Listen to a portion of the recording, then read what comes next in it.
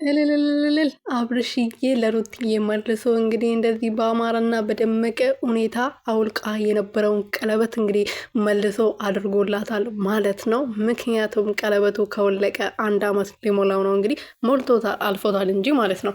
እና ከዚህ በኋላ ቀለበቱ ከእጅሽ መውጣት የለበትም የኔ ልዕልት፣ የኔ ንግስት ብሎ እንግዲህ እንደዚህ በአማረና በደመቀ ሰዎቹ በተሰበሰቡበት መሀል ላይ እንግዲህ ቀለበቱን አድርጎላታል ማለት ነው።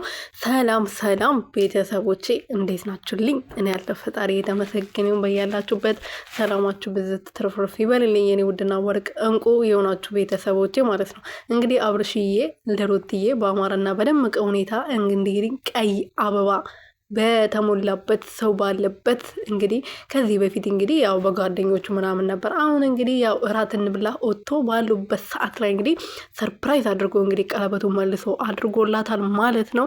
ሩትዬም እሱ ነበር ስትፈልግ የነበረው ማለት ነው።